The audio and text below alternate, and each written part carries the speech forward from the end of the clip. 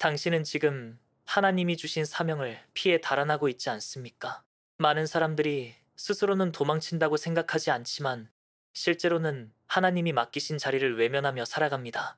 주일마다 교회에 앉아 있고 찬양을 부르며 기도하는 것 같아도 정작 하나님이 부르시는 자리, 그분이 맡기신 일, 감당하라 하신 십자가를 피하며 세상과 타협하는 순간 이미 도망은 시작된 것입니다. 도망은 언제나 작은 변명에서 출발합니다. 아직 준비가 안 됐어. 다른 사람이 더 잘할 수 있어. 지금은 때가 아니야. 이렇게 말하면서 책임을 미루고 그 사이에 마음은 점점 냉랭해지고 결국 불순종의 길로 들어서게 됩니다.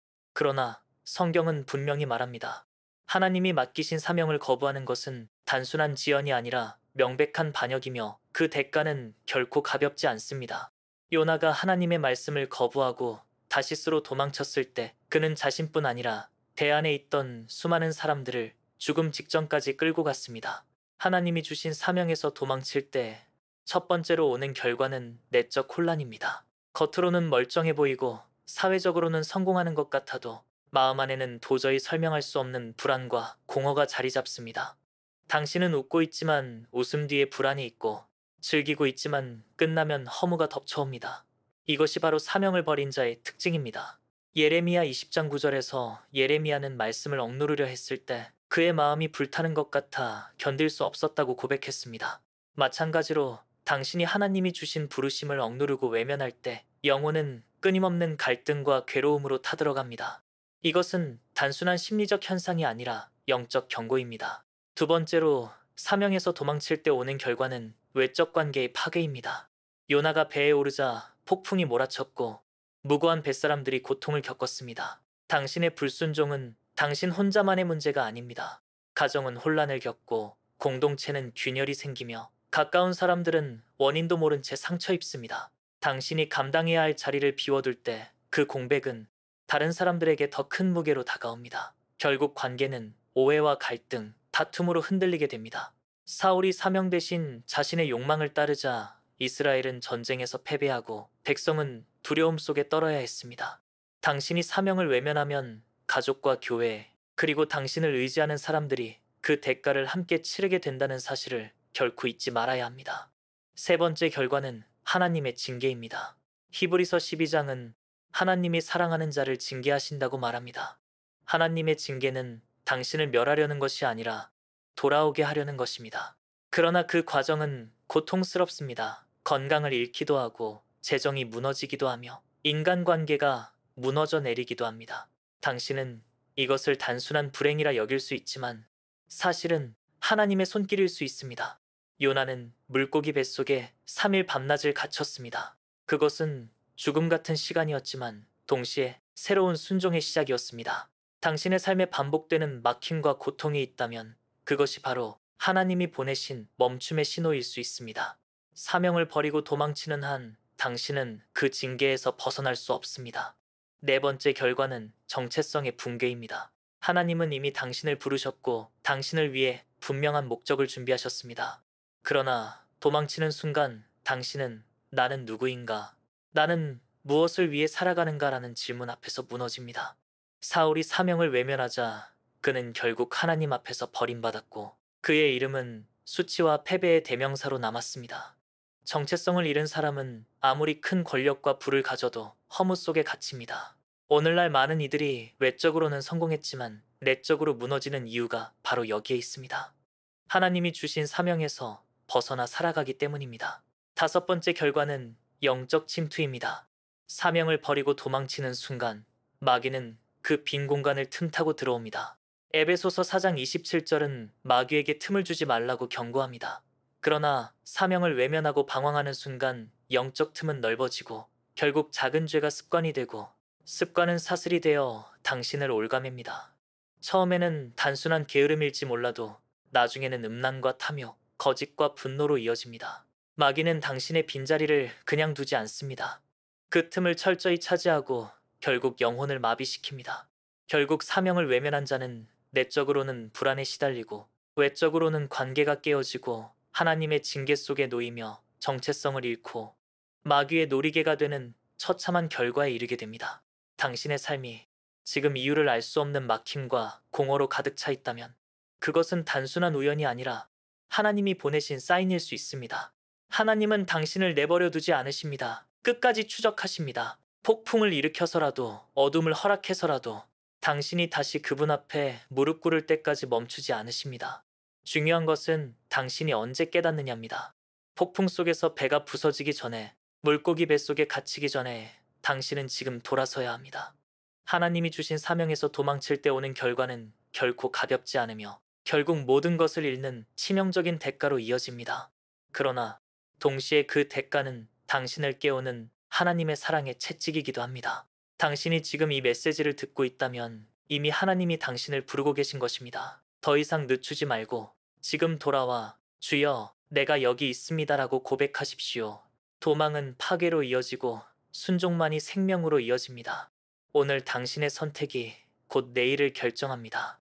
그러나 여기서 멈추지 마십시오.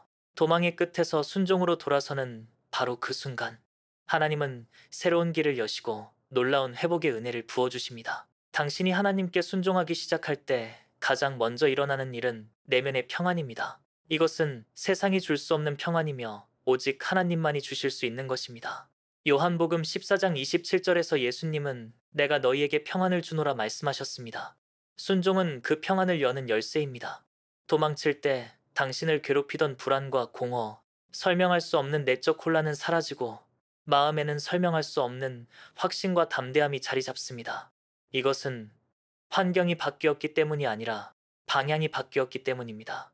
이제 당신은 더 이상 도망자가 아니라 하나님의 부르심에 응답한 자로 서 있는 것입니다. 두 번째로 순종은 외적 관계의 회복을 가져옵니다. 요나가 니느웨로 돌아가 하나님의 말씀을 선포했을 때 도망 때문에 고통받던 사람들 대신 이번에는 온 성읍이 회개하고 구원의 은혜를 경험했습니다. 당신의 순종은 가족과 공동체, 주변 사람들에게 회복의 물결을 일으킵니다. 이전에 당신의 불순종이 관계를 무너뜨렸다면 이제는 순종이 관계를 세우는 도구가 됩니다. 남편과 아내가, 부모와 자녀가, 교회 안의 성도들이 당신의 순종을 통해 새로워지고 얽힌 매듭이 풀리며 상처가 치유되는 은혜가 흘러갑니다. 순종은 단순히 개인의 선택이 아니라 공동체 전체의 생명을 퍼뜨리는 능력이 됩니다. 세 번째로 순종은 하나님의 축복을 여는 길입니다. 신명기 28장은 순종하는 자에게 임하는 축복을 길게 나열합니다. 들어가도 나가도 복을 받고 손으로 하는 일이 형통하며 대적이 패하고 하늘의 문이 열려 비가 내리고 창고가 채워지는 약속이 기록되어 있습니다. 물론 이 축복은 물질적 번영만을 의미하는 것이 아닙니다. 오히려 더 큰 것은 영적 풍성함입니다. 당신이 하나님의 뜻에 맞추어 살기 시작할 때 말씀은 더 깊이 이해되고 기도는 응답으로 이어지며 성령의 기름 부으심이 삶을 덮습니다. 순종은 하나님의 임재를 경험하는 문을 열어줍니다. 네 번째로 순종은 정체성을 회복시킵니다. 도망칠 때는 나는 누구인가, 나는 왜 사는가라는 질문 앞에서 무너졌지만 순종하는 순간 하나님이 당신에게 주신 정체성이 분명해집니다. 베드로전서 2장 9절은 당신이 택하신 족속이요 왕 같은 제사장이라고 선언합니다. 순종은 단순한 행동이 아니라 존재의 본질을 회복하는 것입니다.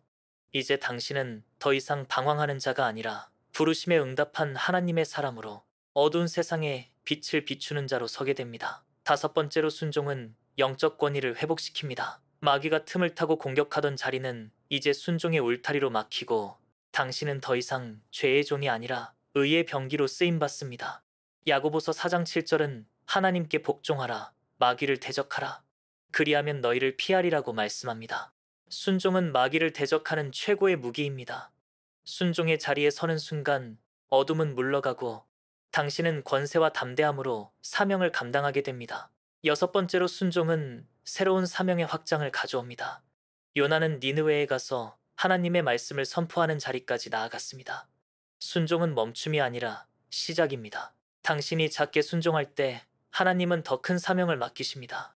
작은 순종이 큰 문을 열고 오늘의 결단이 내일의 사역으로 이어집니다. 순종은 결코 끝이 아니라 더 큰 부르심으로 나아가는 첫걸음입니다.